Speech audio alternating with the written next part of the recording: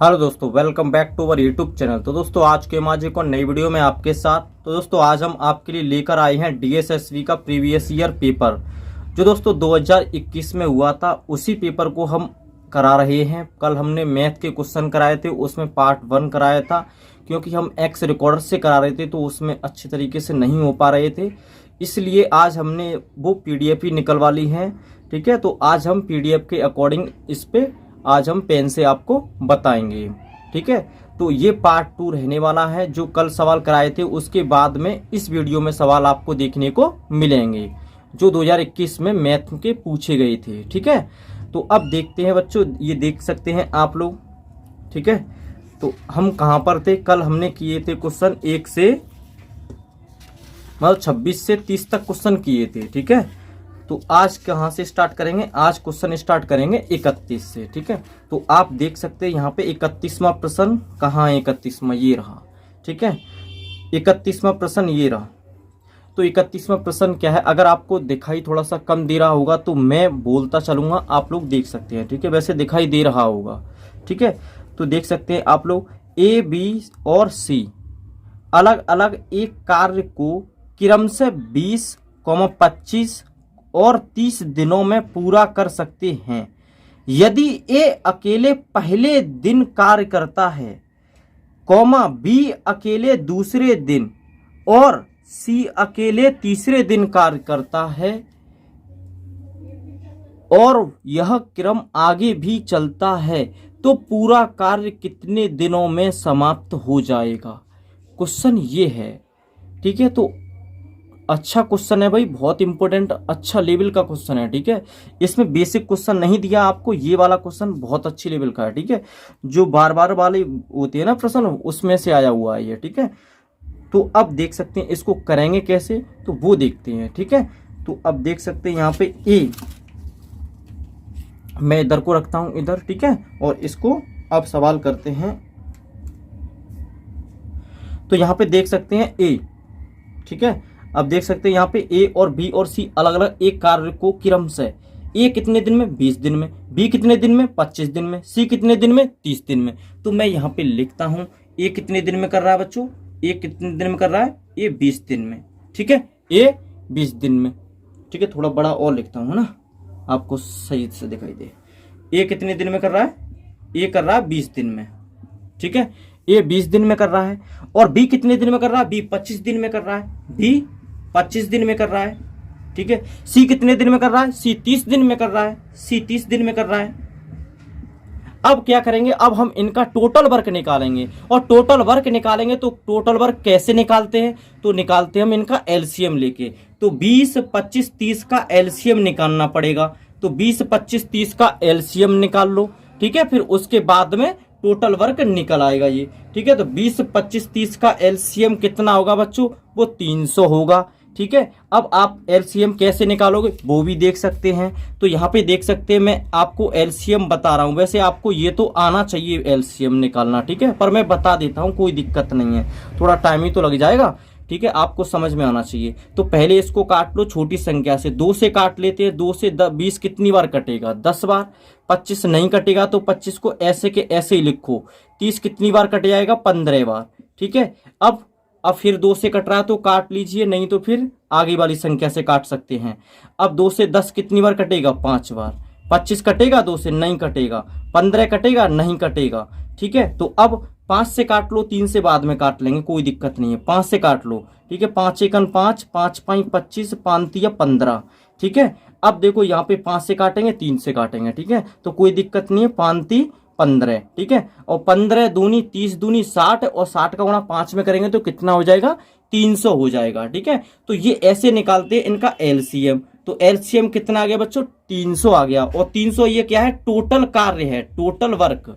ठीक है, ये क्या है? टोटल वर्क है। ठीक है, तो मैं इसको साफ कर देता हूं, ये आपको समझ में आ गया होगा एलसीएम कैसे लिया है इसका। ठीक है, और एलसीएम से हमने निकाला क्या? टोटल वर्क निकाला है। ठीक है, तो 20 दिन में, ए 20 दिन में कितना काम करता है? 300। तो एक दिन में कितना करेगा? ठीक है, तो इसकी क्षमता निकाल लेते हैं, एक दिन की क्षमता निकाल लेंगे इसकी।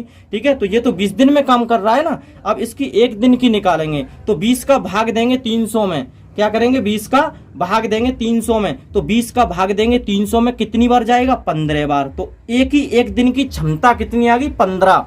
एक ही एक दिन की क्षमता बच्चों कितनी आ गई 15 आ गई। ठीक है, इसी तरह से क्या करेंगे बी की क्षमता निकालेंगे। तो बी की क्षमता निकालेंगे तो बी 25 दिन में कितना काम कर रहा है 300। तो एक दिन में कितना करेगा, तो एक दिन में कितना करेगा डिवाइड कर दीजिए, भाग लगा दीजिए 300 में। 25 का भाग लगाएंगे 300 में तो कितनी बार जाएगा, 12 बार जाएगा। कितनी बार 12 बार। ठीक है, तो बी की क्षमता कितनी आ गई 12। इसी तरह से हम इसमें इसकी निकालेंगे सी की क्षमता। ठीक है, अगर यहाँ पे एक दिन की बात कर रहा है तो दिन में क्षमता आएगी, अगर घंटे की बात करेगा क्वेश्चन तो घंटे में आएगी। ठीक है, अब यहाँ पे सी 30 से भाग लगा दीजिए, कितना आ जाएगा 10। ठीक है, तो एक ही एक दिन की क्षमता 15, बी की कितनी है 12, सी की कितनी है 10। ठीक है, अब सवाल क्या कह रहा था, सवाल आप लोग एक बार और देख लेते हैं। सवाल देखो बच्चों, सवाल कह रहा था ए अकेले पहले दिन कार्य करता है, मतलब ए पहले काम करता है और बी अगले दिन कार्य करता है। ठीक है, और सी अगले तीसरे दिन कार्य करता है, मतलब 3 दिन काम हो रहा है। ठीक है, अब देखते हैं इसको। ठीक है, तो कैसे, मतलब यहाँ पे क्या है पहले ए काम कर रहा है बच्चों, क्या कर रहा है पहले ए काम कर रहा है। ठीक है, और फिर कौन है अगले दिन वी काम कर रहा है। ये तो पहला दिन है, ये दूसरा वाला दिन है। ठीक है, और ये तीसरा वाला दिन आएगा तो यहाँ पे कौन कार्य कर रहा है सी कर रहा है। ठीक है, तो अब यहाँ पे ए कितना काम कर रहा था एक दिन में, देखो 15 कर रहा था। बी कितना कर रहा था एक दिन में 12 कर रहा था। सी एक दिन में कितना कर रहा था 10 कर रहा था। इसलिए हमने एक एक दिन के कार्य निकाले हैं, इनकी क्षमता निकाली है जो। ठीक है, और टोटल कार्य कितना है 300 है। ठीक है, तो अब आप देख सकते हैं यहाँ पे 1 2 3, अब 3 दिन का कार्य। अब मैं एक तरफ लिखता हूं डे, मतलब दिन लिखता हूं, और एक तरफ लिखता हूं वर्क। ठीक है, कार्य। तो यहाँ पे डे देख सकते हैं 1 2 3, यहाँ पे 3 दिन हो गए। ठीक है, 3 दिन। अब 3 दिन में कार्य कितना हो रहा है, अब ए का कार्य पहले दिन का कितना बच्चों 15, कितना है ए का कार्य कितना है पहले दिन का 15, और बी का कितना है पहले दिन का 12, सी का कितना है 10। तो इन तीनों को जोड़ लो। अब इन तीनों को जोड़ेंगे तो बच्चों कितना बनेगा, ये बनेगा आपका 15 और 12 कितना हो गया 27 और 10 37। तो यहाँ पे कितना हो जाएगा 37, मतलब 3 दिन का कितना हो गया काम 37 हो गया। और किन का ABC का। हमको काम करना कितना है, हमको 300 तक पहुंचाना है। ये कहां तक पहुंचाना है 300 तक पहुंचाना है। तो अब क्या करना है, अब बच्चों हमको ये करना है कि इसमें कितने का गुणा करें, ये 300 हो जाए। बताओ 300 से ज्यादा नहीं होना चाहिए, कम हो जाए कोई दिक्कत नहीं, कम होना चाहिए या फिर बराबर आ जाए।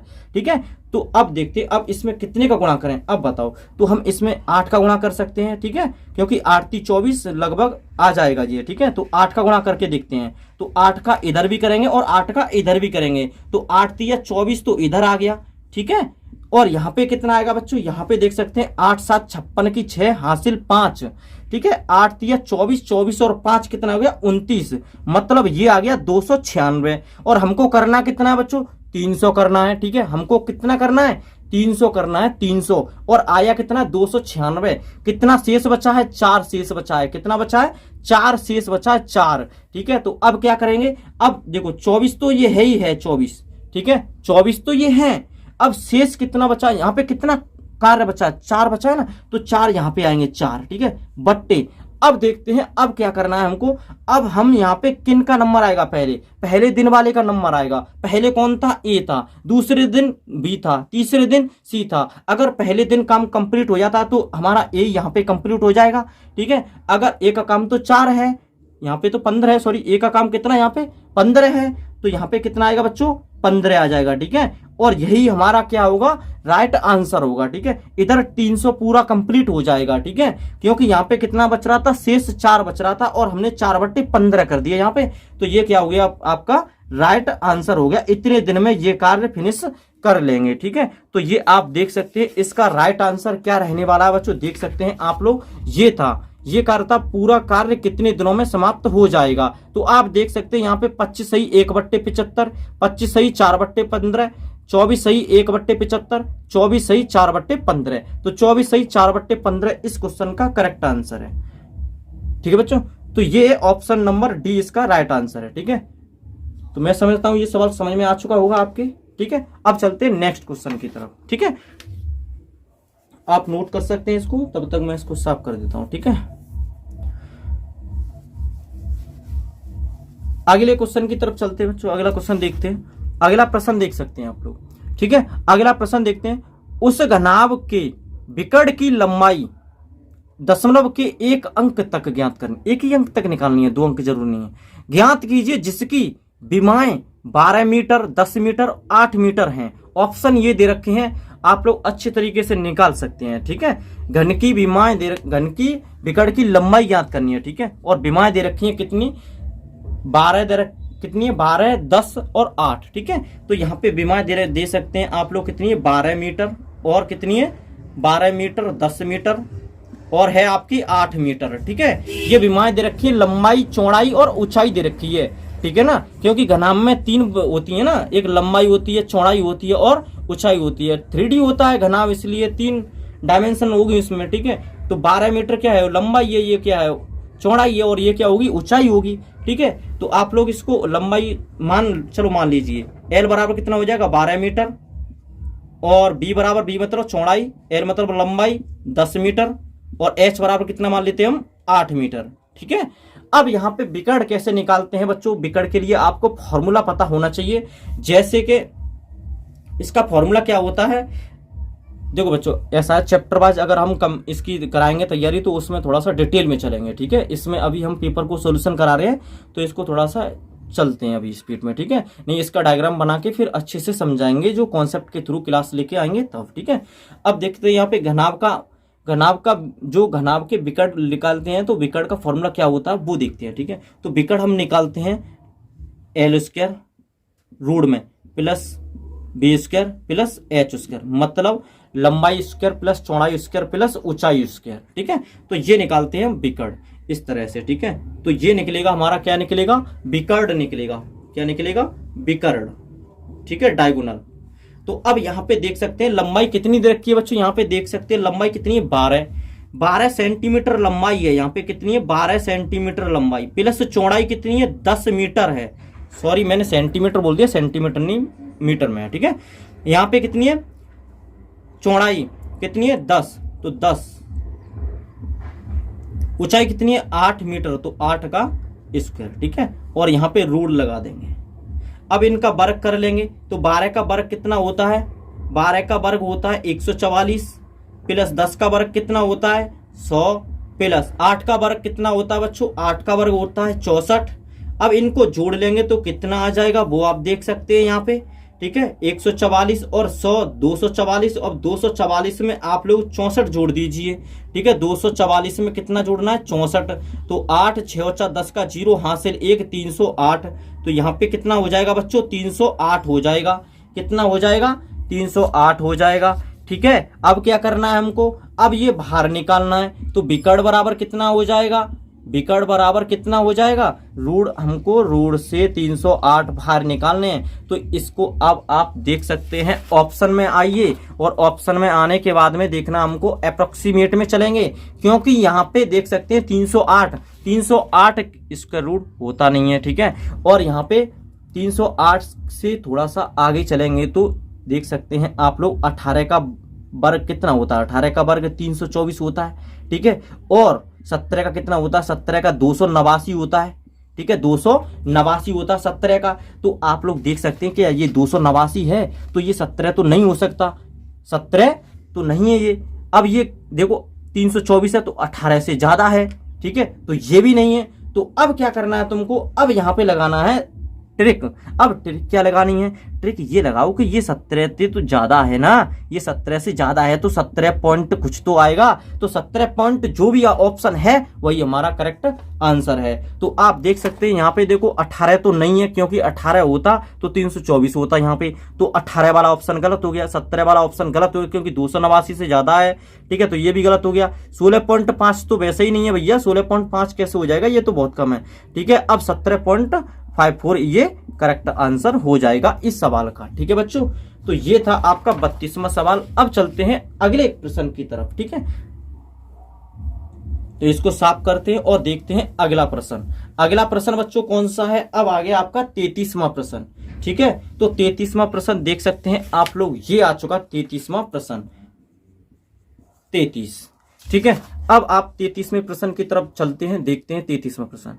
देखो एक वस्तु को इस शर्त पर खरीदा जाता है कि 3,993 की 3 समान किस्तों का 10% चक्रवृद्धि ब्याज की दर से भुगतान किया जाना है, जबकि ब्याज वार्षिक रूप से चक्रवृद्धि किया जाता है, वस्तु की कीमत क्या है। ठीक है, बहुत अच्छा सवाल है बच्चों, हाई लेवल मोस्ट इंपोर्टेंट सवाल है, ज्यादा हाई नहीं है, हालांकि 10% दे रखा है इसलिए ज्यादा हाई नहीं है। ठीक है, अगर यहाँ पे और ज्यादा जैसे 15% 17% होता तो बहुत ज्यादा टफ हो जाता। ठीक है, तो 10% है, कोई दिक्कत नहीं है, बहुत सिंपल है।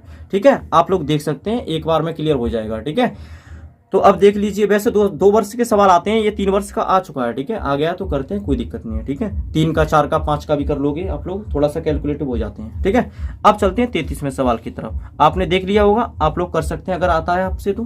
ठीक है, तो 10%, अब यहाँ पे क्या है 10%, मतलब 3,993 की 3 समान किस्तों का 10% चक्रवृद्धि ब्याज की दर से भुगतान किया जाना है, जबकि ब्याज वार्षिक रूप से चक्रवृद्धि किया जाता है, तो वस्तु की कीमत क्या है, मतलब कीमत निकालनी है यहाँ पे। ठीक है, तो वो कैसे निकालेंगे, देखो 10%। अब यहाँ पे बच्चों देख सकते हैं आप लोग 10% की फ्रैक्शन वैल्यू निकालनी है। ठीक है, तो 10% की फ्रैक्शन वैल्यू कैसे निकालेंगे, तो 10 बट्टे परसेंटेज के 2 जीरो, परसेंटेज का मतलब होता है प्रतिशत, मतलब 1/100, तो 10/100, यहाँ पे 10% है तो 10/100, एक जीरो से जीरो काट दी तो यहाँ पे कितना हो गया 1/100, सॉरी 1/10, कितना हो गया 1/10। ठीक है, अब चलते हैं, अब बढ़ते हैं कहां पे, चक्रवृद्धि ब्याज। अब कैसे निकालेंगे, तो यहाँ पे 10 से कितना हो जाएगा 11, ये पहली साल के लिए, और कितनी साल के लिए 3 साल के लिए। ठीक है, तो ये 10 से 11 पहली साल के लिए होगा।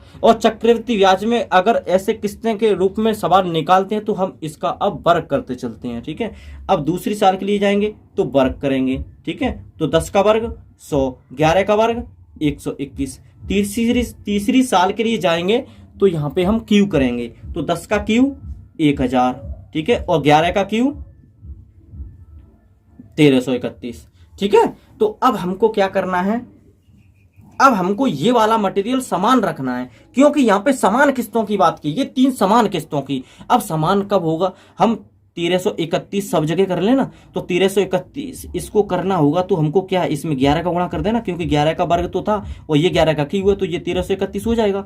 इसी तरह से इसमें हम 121 का गुणा कर दें तो ये भी हो जाएगा। ठीक है, अब 121 का इधर गुणा करेंगे तो इधर कितना आ जाएगा, इधर आ जाएगा। ठीक है, इधर गुणा करेंगे तो यहाँ पे कितना आ जाएगा, इतना आ जाएगा। ठीक है, 1100। ठीक है, और इधर तो कितना है 1000 है ही। ठीक, अब यहाँ पे देख सकते हैं आप लोग, यहाँ पे कितना हो गया, यहाँ पे तो 1331 ही हुआ, कितना हुआ 1331, और यहाँ पे भी 1331, और यहाँ पे भी 1331। ठीक है, अब यहाँ पे तीनों बराबर हो गई, अब इनको ऐड कर लेते हैं, 0 1 2 और 1 3, और यहाँ पे 3। ठीक है, और यहाँ पे कितना होगा 1331। 1331 की वैल्यू, 1331 की वैल्यू यहाँ पे दे रखी है, आप लोग देख सकते हैं 3,993। 3,993 कितनी दे रखी, 3,993। तो यहाँ से इसको काट लेंगे तो 3,993, एक रेशियो का मान निकालना, 1331 कहाँ पहुंचेगा बच्चों, नीचे। ठीक है, तो यहाँ पे कितना हो जाएगा, काटेंगे तो ये कितना आ गया, 3 बार कट जाएगा। ठीक है, तो 3 बार कट जाएगा। अब हमको निकालना है क्या, अब हमको निकालना है वस्तु की कीमत, और कीमत निकालनी है तो इसमें गुणा कर देंगे 3 का, किस में कर देंगे, इसमें, किसमें 3310 में गुणा कर देंगे, कितने का 3 का, तो गुणा करेंगे तो यहाँ पे कितना आ जाएगा 0 3, दिखाई दे रहा है 0 3, और 3 का 9, और 3 का 9, मतलब 9,930। 9,930 इस क्वेश्चन का क्या हो जाएगा, राइट आंसर हो जाएगा। अब देखते हैं इसमें ऑप्शन देख सकते हैं 9,930, ऑप्शन नंबर डी इस क्वेश्चन का राइट आंसर है। ठीक है बच्चों, अब बढ़ते हैं अगले प्रश्न की तरफ और देखते हैं 34वां क्वेश्चन। ठीक है, तो पहले हम इसको साफ करते हैं। ठीक है, और अब बढ़ते हैं 34वें प्रश्न की तरफ। तो 34वां प्रश्न क्या है बच्चों, आप लोग देख सकते हैं,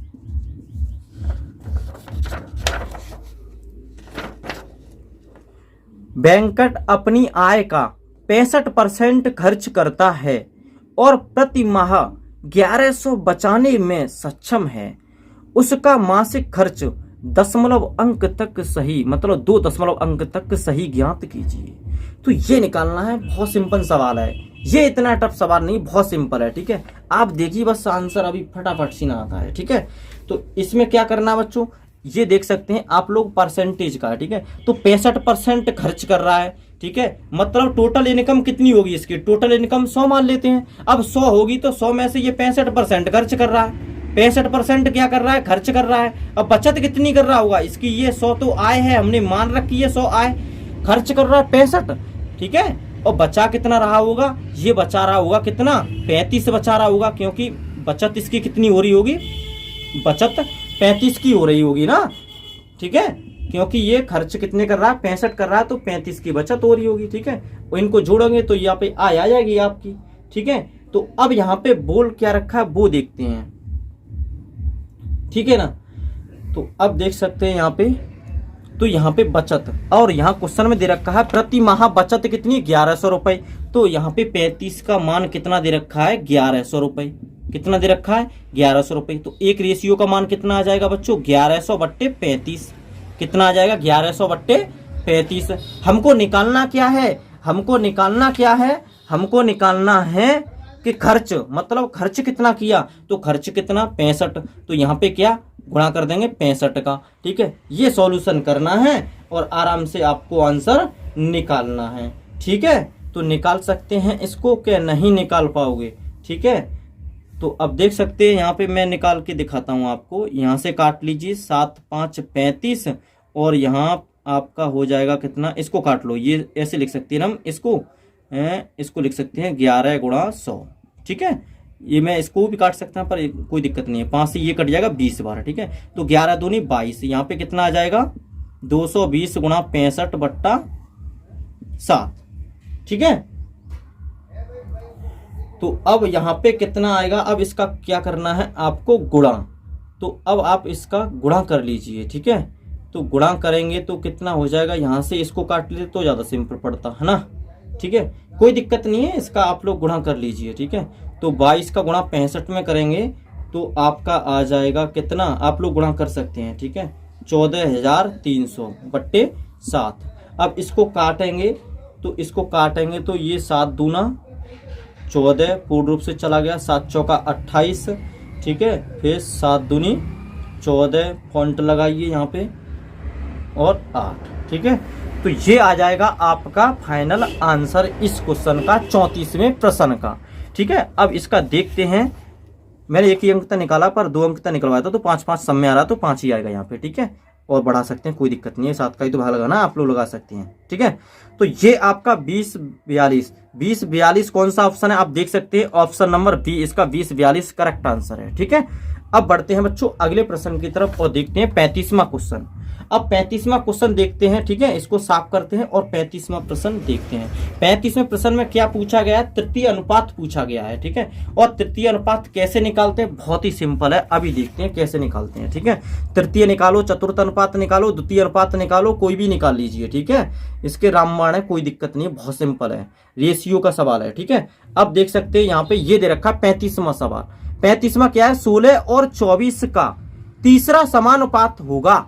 16 और 24 का तीसरा समानुपात क्या होगा वो निकालना है। ठीक है, कैसे निकालेंगे, ऑप्शन दे रखे हैं आपके, ए 30 दे रखा है, बी 40 दे रखा है, सी 36 दे रखा है, और डी 32 दे रखा है। ठीक है, तो अब इसमें क्या करना है आपको निकालना। ठीक, अगर आपसे आता है तो आप लोग अच्छी तरीके से जल्दी निकाल लीजिए। ठीक है, मैं समझा रहा हूं तो थोड़ा सा टाइम लगेगा समझाने में। ठीक है भाई, तो यहाँ पे देख सकते हैं 16 दे रखा है और यहाँ पे कितना दे रखा है, 24 दे रखा है। अब बस आपको एक चीज ध्यान रखना है, इस सवाल को करना है तो। ठीक है, सिंपल तरीके से देखो, 16 है और 24 है, तो यहाँ पे आप लोग देख सकते हैं कि यहाँ पे निकालना कौन सा था, तीसरा अनुपात निकालना है। तो पहला, दूसरा, तीसरा यहाँ पे ही तो आएगा। तो जो भी निकालना हो, तीसरा निकालना हो, चौथा निकालना हो, उसको एक्स मान लीजिए। क्या मानिए, एक्स मानिए या ए मानिए, बी मानिए, सी मानिए, कुछ भी मान लीजिए, तुम्हारी इच्छा है। ठीक है, अब इसमें क्या करना है, अब जो भी नंबर जैसे 1 2 3 नंबर है, इसमें बीच में कौन सा नंबर है, जो बीच में नंबर आएगा उसको 2 बार लिखेंगे और उसी जगह बराबर लगा देंगे, एक इधर एक इधर। ठीक है, बस हो गया सवाल। अब देखो कैसे, मैं बता रहा हूं, 16/24 मैंने कहा ना बीच में 24 है तो 24 को 2 बार लिखेंगे, ठीक है। और यहाँ पे समान अनुपात, ये समान अनुपात, ठीक है। तो 24 2 बार लिखेंगे बीच वाली संख्या को, ठीक है, बट अनुपात x। अब इसको बट्टे में चेंज कर लीजिए, ठीक है।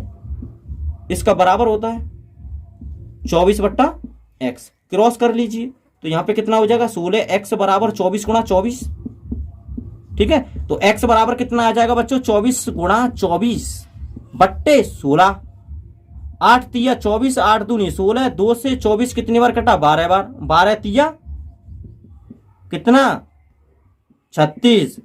तो ये आ गया x का मान। बताइए इसमें क्या दिक्कत है भाई? दिक्कत हो तो कमेंट सेक्शन में कमेंट करके बताएं, ठीक है। और चैप्टर वाइज अगर आपको चलवाना है तो कमेंट कीजिए भाई, आप कमेंट नहीं करते हो आप लोग, ठीक है। हिंदी जीके सब चीज आएगी, आप टेंशन ना लीजिए, ठीक है। जीके जीएस वाले सर कराएंगे, ठीक है।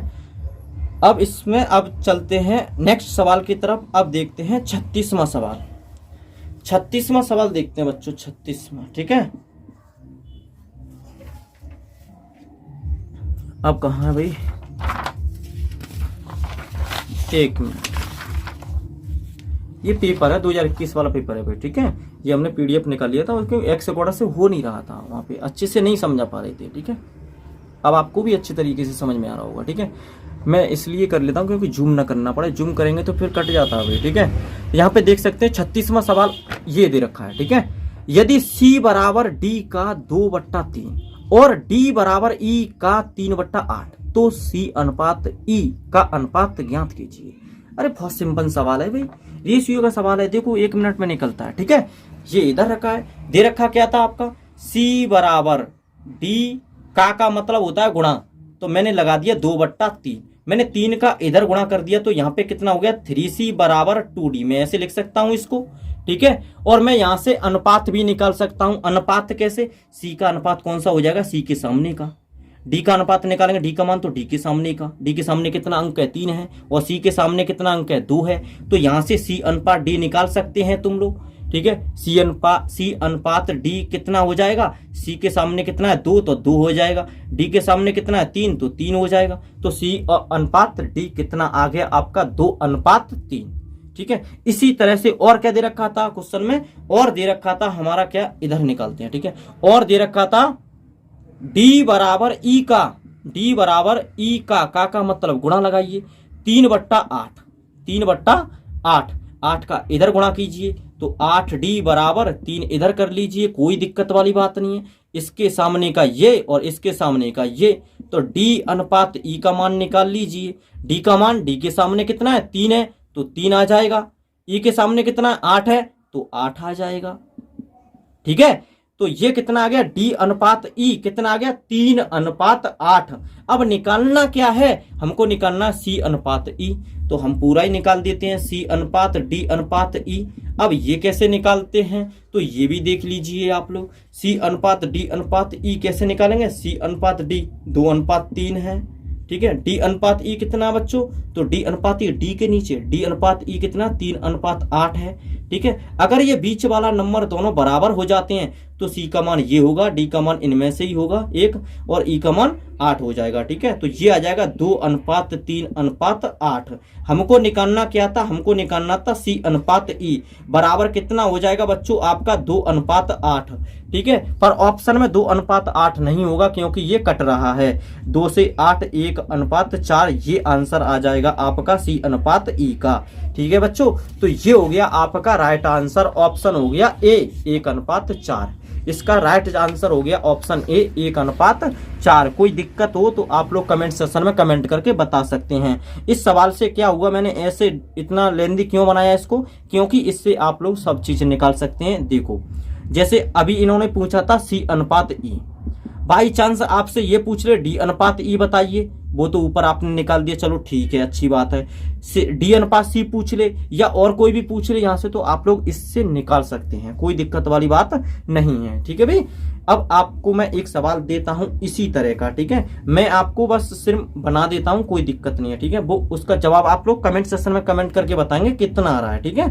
तो ये मैं ये तो आपने नोट कर लिया होगा, ठीक है। इसको साफ करता हूँ, फिर आपके लिए एक सवाल देता हूँ 36 का, मतलब समझ लेना आप 36 का सेकंड सवाल है ये, ठीक है। ये मैं अपनी तरफ से बना रहा हूँ आपके लिए, ठीक है। ए अनुपात बी का मान दे रखा बच्चों 3:5, ठीक है। और बी अनुपात सी का मान दे रखा आपका 4:2, ठीक है। या फिर 4:3 कर लीजिए आप लोग, ठीक है।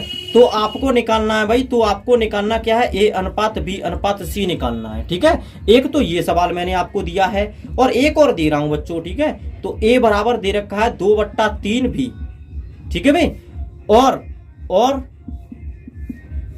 और बी बराबर दे रखा है यहाँ पे क्या, बी बराबर दे रखा है 1/4 इंटू सी, ठीक है। गुणा में लगा लीजिए, कोई दिक्कत नहीं है, ठीक है। तो ये दे रखा है, तो आपको निकालना है भाई ए अनुपात बी अनुपात सी निकालना है, ठीक है।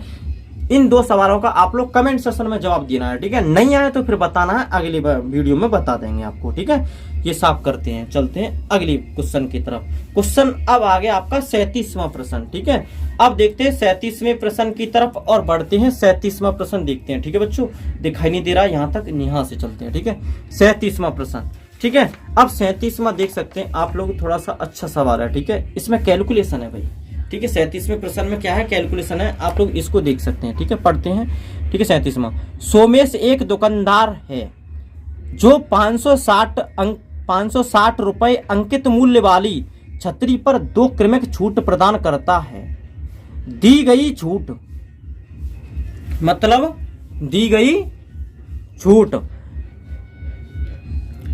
गई प्रथम छूट 17% है। यदि ग्राहक महेश छतरी के लिए 420 का भुगतान करता है तो दी गई द्वितीय छूट के 2 स्थान तक ज्ञात कीजिए। मतलब दूसरी छूट निकालनी है। पहली छूट हमको यहाँ पे दे रखी है, अंकित मूल्य भी दे रखा है, और यहाँ पे कि 420 मतलब इसको ये सेलिंग प्राइस भी यहाँ पे, मतलब कॉस्ट प्राइस भुगतान किया, कॉस्ट प्राइस भी यहाँ पे दे रखा है, ठीक है। इसका भाई साहब बहुत सिंपल रामबाण फॉर्मूला होता है, मैं आपको वो बता देता हूँ। आपको या तो पहली छूट पूछे या दूसरी छूट पूछे या फिर कॉस्ट प्राइस पूछे या मार्केटिंग प्राइस मतलब अंकित मूल्य पूछे, ठीक है, या फिर सेलिंग प्राइस पूछे, सब चीज निकाल लेंगे। डिस्काउंट का प्रत्येक सवाल इसी से हो जाएगा भाई, ठीक है। तो वो सूत्र पहले मैं लिखता हूं इसका, ठीक है। थोड़ा सा ये सवाल में कैलकुलेशन है, ठीक है, कोई दिक्कत नहीं है, आराम से करेंगे, अभी हो जाएगा, ठीक है। तो यहाँ पे देख सकते हैं इसका रामबाण सूत्र है भाई। मार्केटिंग प्राइस, इसका मतलब होता है एमपी, मार्केटिंग प्राइस मतलब अंकित मूल्य, ठीक है, गुणा यहाँ पे देखेंगे पहला बट्टा, मतलब पहला बट्टा। अब पहला बट्टा भाई कैसे, 100 माइनस एक्स, 100 माइनस एक्स बट्टा 100, ठीक है। अब यहाँ पे क्या कि गुणा, यहाँ पे 100 माइनस बाई, क्योंकि दूसरा बट्टा 100 बराबर यहाँ पे आ जाएगा आपका सीपी और एसपी। अगर तुम्हें कॉस्ट प्राइस दे रखा है तो कॉस्ट प्राइस लगाएंगे, अगर सेलिंग प्राइस दे रखा है तो सेलिंग प्राइस। कॉस्ट प्राइस मतलब क्रय मूल्य और सेलिंग प्राइस मतलब विक्रय मूल्य, ठीक है। तो विक्रय मूल्य लगाएंगे या फिर क्रय मूल्य लगाएंगे। अगर क्रय मूल्य आपको पूछा होगा तो ये फिर ये दोनों बट्टे दे रखे होंगे, अंकित मूल्य भी दे रखा होगा। अगर तुमको दोनों बट्टे दे रखे होंगे और ये कॉस्ट प्राइस दे रखा होगा क्रय मूल्य, तो आपको मार्केटिंग प्राइस निकालना होगा, ठीक है। अभी आपको क्या क्या दे रखा है, एक ये दे रखा है कॉस्ट प्राइस, तो हम इसको हटा देंगे, और ये मार्केटिंग प्राइस, और एक बट्टा दे रखा है, ये वाला बट्टा हमको निकालना है। तो आप देख सकते हैं कैसे निकालते हैं, देखो, ठीक है। फटाक सीना निकालते हैं, अभी 1 मिनट में निकलता है, ठीक है। चलो भैया जाओ। तो देख सकते हैं आप लोग अंकित मूल्य यहाँ पे कितना था, 560 था, देखिए दोबारा देख लीजिए। अंकित मूल्य कितना बच्चों, 560 है, ठीक है। तो 560 यहाँ पे लिख सकते हैं, 560 गुणा 100 माइनस एक्स। देखो यहाँ 100 माइनस एक्स मतलब प्रथम छूट, प्रथम छूट कितनी है, 10%। तो 100 में से 17 घटा दीजिए, तो यहाँ पे देखो 100 माइनस 17, ठीक है। तो मैं यहाँ पे लिख देता हूँ 17 घटाएंगे तो कितना बचेगा, 83 बट्टा 100, नीचे 100, ठीक है, गुणा। अब यहाँ पे 100 माइनस 22, अब मैं 22 क्यों कर रहा हूं यहाँ पे, क्योंकि दूसरा बट्टा हमको नहीं दे रखा है, और बट्टा 100, और यहाँ पे हमको क्रय मूल्य कितना दे रखा है, और क्रय मूल्य बच्चों यहाँ पे देख सकते हैं आप लोग कितना दे रखा है, ये देखो 420 दे रखा है, ठीक है। तो 420 लगा देंगे यहाँ पे, और आराम से सॉल्यूशन इसको करेंगे आस्ता से, ठीक है। देखिए काट लीजिए भाई कटेसु, ठीक है, 1 0 से 1 0 काट दीजिए, ठीक है। एक जीरो से एक जीरो काट दीजिए, 1 2 3 जीरो मैं इधर पहुंचा देता हूं, ठीक है। और ये 83 भी यहाँ पे और 56 भी यहाँ पे, ठीक है। तो यहाँ पे लिखते हैं 100 माइनस 22, इसको कोष्टक में कर लेते हैं बराबर, और यहाँ पे 420 गुणा 1 2 3 जीरो 1 2 3 जीरो ये आ चुके, ठीक है। बट्टे यहाँ पे कितना बच्चों 56 और गुणा यहाँ पे 83, ठीक है। अब भाई साहब काट लीजिए इसको, अब काट लीजिए तो कितनी बार कटेगा वो आप लोग देख सकते हैं। इसको काट लीजिए 7 बार, 8 7 56, ठीक है, 7 छिंक 42, ठीक है, 4 दूनी 8, 15 चौका 60, ठीक है।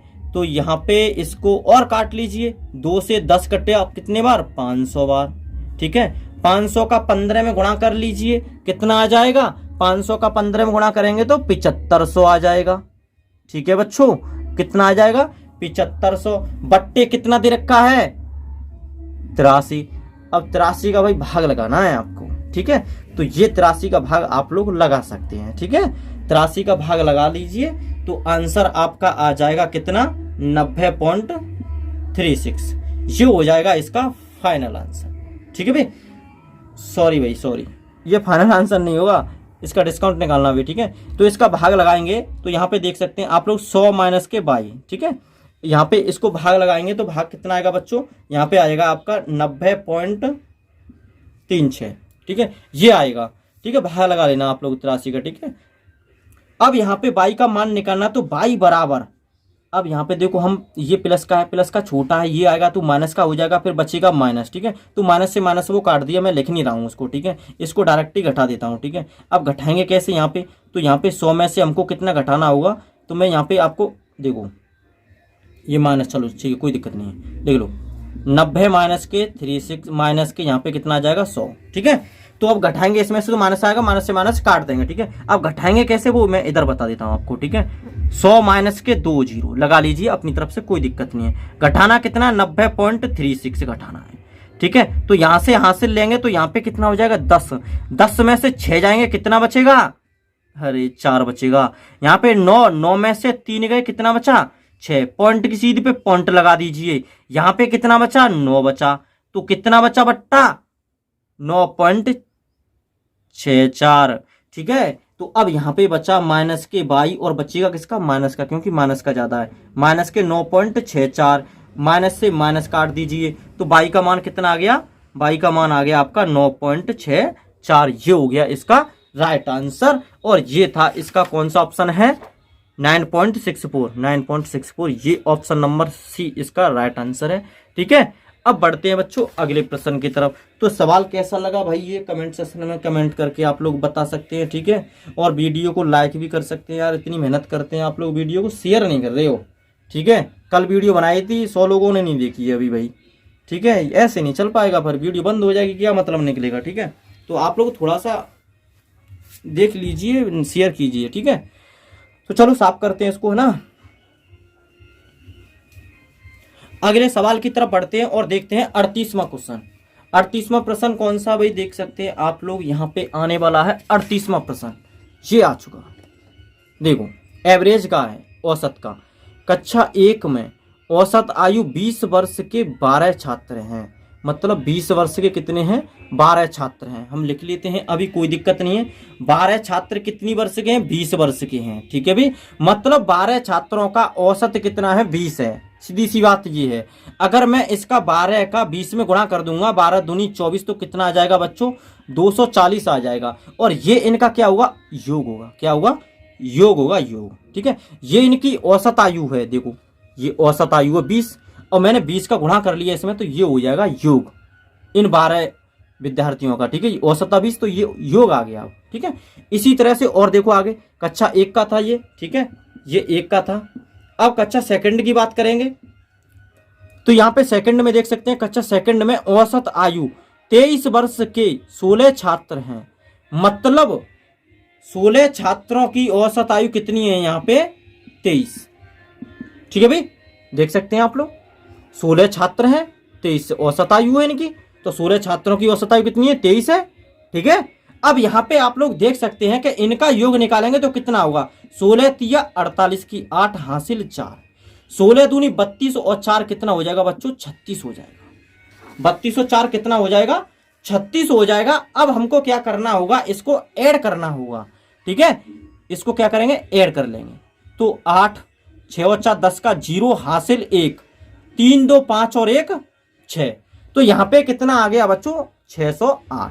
अब 608 यहाँ पे आ चुका है और अब यहाँ पे ये योग हो गया 608।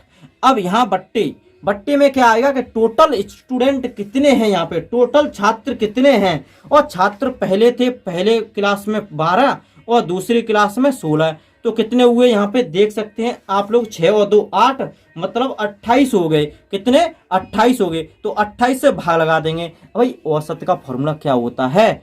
औसत का फॉर्मूला यही तो होता है, सभी संख्याओं का योग बट्टे नंबर ऑफ संख्या। तो संख्या मतलब छात्र, नंबर ऑफ छात्र कितने हो गए? इतने 28, और इनका संख्याओं का योग कितना हो गया? 608 हो गया। ठीक है, तो अब इसको डिवाइड कर लीजिए। 2 से काटेंगे 14 बार कटा, और ये कितनी बार कटा? 304 बार। 4 से काटते थे तो बढ़िया था। ठीक है, कोई दिक्कत नहीं है भाई, कोई दिक्कत नहीं है। 152 आ गया। 152 बट्टा कितना हो गया? 7 हो गया। भाई 7 का भाग आप लोग आराम से लगा सकते हैं, कोई दिक्कत वाली बात नहीं है, कोई दिक्कत नहीं, लगा देते हैं। 7 दूनी 14, कितना बचा? यहाँ पे 1 बचा। तो 7 एकन 7। ठीक है, कितना? यहाँ पे 7 एकन 7, मतलब कितना बचा तुम्हारा? 52 ही बचेगा भाई। तो 7 छिंक 42, मतलब 6 7 7 7 49, 7 7 49। ठीक है, तो 21.7 इस क्वेश्चन का राइट आंसर है। और देखते हैं ऑप्शन, इसका ऑप्शन है भाई, ऑप्शन ये देख सकते हैं डी, 21.7 इसका राइट आंसर है। ठीक है, अब चलते हैं बच्चों 39वें क्वेश्चन की तरफ। तो इसको साफ करते हैं और देखते हैं 39वां प्रश्न। कमेंट में ये भी बताना है आज की वीडियो अच्छी लगी आपको या कल की। कल एक्स रिकॉर्डर से बनाई थी भाई, 5 ही सवाल हुए थे, आज आपके 10 सवाल हो जाएंगे। ठीक है, तो ये वाली वीडियो सही लगी है आप एक्स रिकॉर्डर वाली तो बताइए, हम एक्स रिकॉर्डर वाली से बना देंगे, कोई दिक्कत नहीं है। ठीक है, इससे बनानी है तो इससे बता दीजिए, कमेंट जरूर कीजिए, नहीं फिर कल से वीडियो नहीं आएगी भाई, समझ रहे हो। अब 39वां सवाल। ठीक है, यहाँ पे देख सकते हैं निम्नलिखित में से कौन सी संख्या यहाँ देखिए, निम्नलिखित में से कौन सी संख्या 72 से विभाज्य नहीं है। मतलब क्या है? 72 से विभाज्य नहीं है। ठीक है ना, 72 से विभाज्य नहीं है। मैं इनके ऑप्शनों को लिखता हूं, मैं आपको ऑप्शन के अकॉर्डिंग बताऊंगा अच्छी तरीके से। ठीक है, 72, मैं 72 को कैसे लिख सकता हूं भाई? ऐसे लिख सकता हूं 8 गुणा 9। भाई 8 निम 72 होता है ना। 8 से हमको पता है 8 का रूल क्या होता भाई, लास्ट के 3 अंक अगर 8 से कटिया तो पूरी संख्या 8 से कटेगी। अंकों का योग अगर 9 से कटिया तो पूरी संख्या 9 से कटेगी। सही है ना, ये रूल होते हैं। मैं डिविजिबिलिटी रूल आपको पढ़ा दूंगा, आप कमेंट सेक्शन में बोला करो ना आपको किस चीज की दिक्कत है, भाई उसी टॉपिक पे मैं वीडियो बना दूंगा। ठीक है ना, अरे 10 मिनट की वीडियो बनेगी बात ज्यादा डिविजिबिलिटी रूल की। ठीक है, अब ऐसे तो मैथ बहुत बड़ा है भाई। ठीक है, तो मैं इसलिए यहाँ पे आ चुका है ये सवाल तो मैंने बता दिया आपको। ठीक है, इस तरह का सवाल 100% आने वाला है। ठीक है, अब देख सकते हैं इसको, मैं पहले ऑप्शन लिखता हूँ बच्चों। ठीक है, पहला ऑप्शन है आपका ऑप्शन ए 75434। ऑप्शन बी है 359784। ऑप्शन सी है 426816। ऑप्शन डी है बच्चों 486280। ठीक है भाई, अब देखते हैं ये सवाल आ गया आपके सामने। सवाल में पूछा गया है कि कौन सी संख्या 72 से विभाजित नहीं है, मतलब 72 से नहीं कटेगी, वो संख्या कौन सी है। तो भाई साहब आपको ये बात तो पता होना चाहिए, सवाल ने पूछा 72 से कौन सी संख्या नहीं कटेगी, तो इसमें 1 नहीं कटेगी पर 3 तो कटने वाली संख्या होंगी ना भाई। 3 कटने वाली संख्या होंगी क्या नहीं होंगी ये बताइए। तो 3 कटने वाली संख्या है तो वो 8 से भी कटेंगी, 9 से भी कटेंगी। अरे 72 का किनको पढ़ा याद है भाई, मेरे को तो नहीं याद, आपको याद है तो कर लीजिए, पर मैं तो ऐसे कर ले रहा हूं भाई 8 से और 9 से। 8 का रूल क्या होता है, लास्ट के 3 अंक देख लीजिए, अगर 8 से कट रहे हैं तो पूरी संख्या 8 से कटेगी। ठीक है ना, तो अब देख लीजिए यहाँ पे। ठीक है, और या फिर आपको तीनों को चेक नहीं करना है, आपको तो ये देखना है कौन सी नहीं कट रही है, तो 8 से कौन सी नहीं कटेगी वही आंसर राइट हो जाएगा। ठीक है, तो देखते हैं इसको, या फिर 9 का देख लीजिए। 9 का क्या, इनका योग देखना। अगर योग 9 से टोटल मतलब टोटल 9 से कट रहा है तो ठीक है, जैसे 4 और 4 8, 9 10 11, 12 13 14 15, 15 5 20 और 7 27, मतलब 27 9 से कटता है। तो ये संख्या तो कट रही है भैया, ये संख्या कट रही है, ये आंसर नहीं हो सकता इसका। ठीक है, टिक मन लगाइए, ये आंसर नहीं हो सकता। ठीक है, ये 9 से कट रही है, 9 से कट रही है तो 8 से भी कटेगी। काट के देख लेना आप लोग, देखो मैं काट के देखता हूँ। 8 से इसको काटना, 8 8 चौक 32, 32 से यहाँ पे 2 बचा, 24 8 थी, 24 8 से भी कट रही है, ये भाई 72 से कट रही संख्या। ठीक है, इसको देखते हैं, इसको देखो 5 और 3 8, 8 और 9 17, 17 और 7 24, 24 और 4 28, 28 और 8 36, तो 9 से तो कट रही है भाई, और 8 से भी कटेगी। 9 8 72, 9 8 72, 72 और 6 बचे यहाँ, उठ 64 भाई, 8 से भी कट रही है, ये भी 72 से कट रही है। ठीक है, अब इसको देखते हैं, तो यहाँ पे देख सकते हैं 6 और 1 7, 7 और 8 कितना हो गया, 7 और 8 15, 15 6 21, 21 और 2 22, 21 और 2 23, 23 और 4 27, मतलब ये भी 9 से कट रही है, और ये 8 से तो कट ही रही है। 8 1 8, 8 2 16 है, कट रही है कि नहीं कट रही है। ठीक है, तो ये संख्या बचेगी, ये 72 से नहीं कटेगी। इसका राइट आंसर हो जाएगा ऑप्शन डी। ऑप्शन डी इस क्वेश्चन का राइट आंसर है। एक बार चेक कर सकते हैं, 8 और 4 12, 12 और 6 16, 17 18, 18 और 8 18 और 8 26, 26 कभी कटते नहीं है, कितने से, 9 से। ठीक है, तो ये इसका राइट आंसर है ऑप्शन नंबर डी। ठीक है भाई, ये आपके लिए बेस्ट तरीका था इसका, इससे ज्यादा बढ़िया तरीका नहीं है भाई। ठीक है, अब देखते हैं बच्चों अगले प्रश्न की तरफ। ठीक है, और देखते हैं 40वां प्रश्न। 40वां क्वेश्चन देखते हैं, 40वां प्रश्न क्या बोलता है वो देखते हैं। देखिए 40वां प्रश्न भाई, ओहो हो, खोखले गोलन देखो, एक खोखले अर्धगोलाकार कटोरे का आंतरिक और बाहरी व्यास क्रमशः 6 सेंटीमीटर और 10 सेंटीमीटर है। यदि इसे पिघलाकर 14 सेंटीमीटर व्यास वाले एक ठोस बेलन के रूप में, दिखाई दे रहा, ठोस बेलन के रूप में डाला जाता है, तो बेलन की ऊंचाई सेंटीमीटर में क्या होगी। 1.33, 1.22, 1.1, बताइए आप लोग। ठीक है, मैं बताता हूं। ठीक है भाई, चलो इधर देखते हैं, यहां पे क्या क्या दे रखा था। तो दे रखा था हमारा क्या, अर्धगोलाकार कटोरा, आंतरिक और बाहरी। तो आंतरिक को मान लेते हैं R1 भाई, देखो लो ये बन गया। ठीक है, पर अर्धगोले की बात की है, यहां पे हमने पूरा बना दिया जी। ठीक है, ये हो गया लो अर्ध। ठीक, एक ये होगा और एक ये त्रिज्या होगी इसकी। ठीक है, अब यहाँ पे R1 बराबर देख सकते हैं आप लोग, कितना दे रखा था। यहाँ पे मैं देख सकता हूं भाई, कितना है, 6, कितना है देख सकते हैं आप लोग, यहाँ पे आपको दिखाई दे रहा होगा। बाहरी व्यास 6 सेंटीमीटर दे रखा, कितना दे रखा, 6 सेंटीमीटर, मतलब व्यास दे रखा है। और व्यास कितना होता है, 2R होता है, तो 2 का भाग लगा देंगे, तो 6/2 कितना हो जाएगा, 3 सेंटीमीटर हो जाएगा। ठीक है, R1। इसी तरह से R2 कितना दे रखा बच्चों, देख सकते हैं, R2 दे रखा 10 सेंटीमीटर। ठीक है, और ये भी व्यास है, तो 2 का भाग लगाएंगे तो कितना आ जाएगा, 5 सेंटीमीटर आ जाएगा। ठीक है, इसी तरह से बच्चों बेलन यहाँ पे दे रखा है, और क्या दे रखा है, पिघलाकर इसे इतने व्यास का बेलन, तो बेलन की दे रखी है, बेलन की त्रिज्या, यहाँ पे मैं लिख देता हूं बेलन की त्रिज्या, बेलन की त्रिज्या, बेलन की त्रिज्या बच्चों, बेलन की त्रिज्या कितनी दे रखी है, R बराबर, यहाँ पर व्यास दे रखा है तो 14 व्यास है, तो 14/2 करेंगे तो कितना आ जाएगा, 7 सेंटीमीटर आ जाएगा बेलन की त्रिज्या। ठीक है, दिखाई दे रहा है ना आपको, दिखाई दे रहा है। ठीक है भाई, 7 सेंटीमीटर बेलन की त्रिज्या आ गई। यहाँ पे क्या है जे, यहाँ पे क्या है, अर्धगोला है, खोखला अर्धगोला। ठीक है, तो अब इसका फॉर्मूला क्या होता है भाई, आयतन तो दोनों का बराबर ही होगा भाई, बेलन का और इसका बराबर रखना पड़ेगा, तभी निकाल पाएंगे। इसमें निकालना क्या है वो देख सकते हैं आप लोग, ऊंचाई निकालनी है, ऊंचाई। ठीक है, इसका आयतन बराबर रहेगा भाई। ठीक है, तो अब देखते हैं बेलन का आयतन और खोखले गोले का, वो भी अर्ध खोखले गोले का। ठीक है, तो उसमें 2 का डिवाइड कर देंगे भाई, 4/3 πr³ होता है ना, तो यहाँ पे कितना हो जाएगा भाई, बन जाएगा यहाँ पे सवाल, चलो आगे कर देंगे। ठीक है, 4/3 पाई R³ का मतलब R2³ माइनस के R1³ बराबर, इसका क्या होता है बेलन का, πr² h। ठीक है भाई, अब ये पूरे गोले का है, ठीक है, इसको आधे गोले का करना है बच्चों, तो हम क्या करेंगे, 2 का गुणा कर देते हैं, ठीक है, कोई दिक्कत वाली बात नहीं है भाई, ठीक है, या काट लीजिए, कोई दिक्कत नहीं है, ठीक है। चलो अब यहाँ पे 4/6 पाई, अच्छा जी, R2 का मान 5 है, 5 का क्यू कितना हो जाएगा भाई, 5 क्यू, क्योंकि क्यू लगा है यहाँ पे, माइनस R1 का कितना 3 है, तो 3 का क्यू बराबर पाई, स्मॉल r का मान कितना भाई 7 है, क्योंकि बेलन का, तो ये बेलन का ही तो आयतन लगाया है, ठीक है, तो 7 का वर्ग करेंगे यहाँ पे, और इंटू h तो मान निकालना ही है भाई, पाई से पाई कांस्टेंट काट दीजिए भाई, दोनों लोग बराबर में काट सकते हैं, कोई दिक्कत वाली बात नहीं है।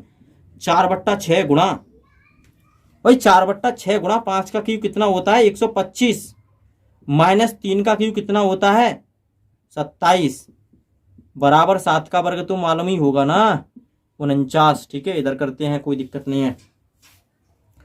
बताओ भाई कितना आया, अब 4/6 गुणा 125 में से 27 घटा दीजिए, 125 में से 27 घटाएंगे कितना बचेगा, 98 बचेगा क्या, हाँ जी 98 बचेगा, देख लेना भूल चूक, 98 बट्टा कितना हुआ यहाँ पे 49, क्योंकि भाई h का मान निकालेंगे तो ये नीचे आ जाएगा, ठीक है, यहाँ पे लगा देंगे h, ठीक है भाई।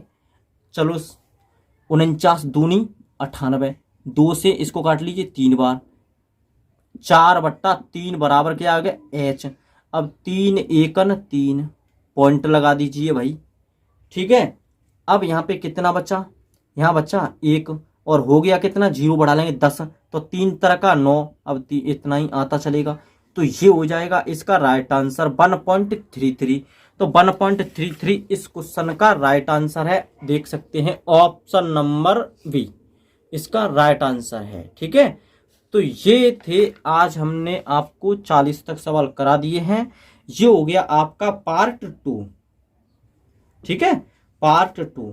अब आप लोग कमेंट में बताएं इसका पार्ट 3 करा है या नहीं करा है, अगर आप लोग वीडियो को शेयर करोगे तो कराएंगे, और नहीं करोगे तो नहीं कराएंगे भाई, ठीक है, फिर अपना और जो भी वीडियो बनाते हैं वो बनाएंगे, ठीक है बच्चों। तो मिलते हैं बच्चों नेक्स्ट वीडियो में, आप लोग देखिए वीडियो, कमेंट सेशन में कमेंट करके बताइए वीडियो आपको कैसी लगी, ठीक है। अब तीसरा पार्ट लेके आए इसका, नहीं लेके आए, या फिर दूसरा प्रैक्टिस सेट उठाएं अब, ठीक है।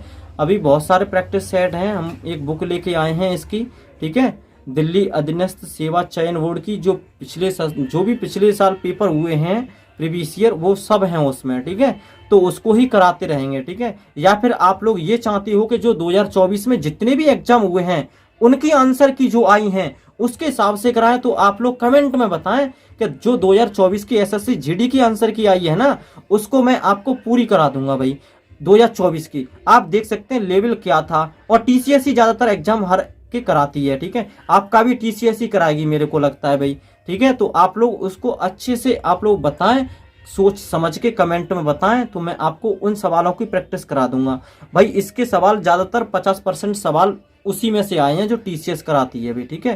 फेस एक्स जो एसएससी का होता है, फेस एक्स करके एग्जाम, उसके सवाल हैं इसमें सारे, ठीक है, मेरे पास सारे पीडीएफ हैं भाई, ठीक है। तो चलो मिलते हैं नेक्स्ट वीडियो में, जय हिंद।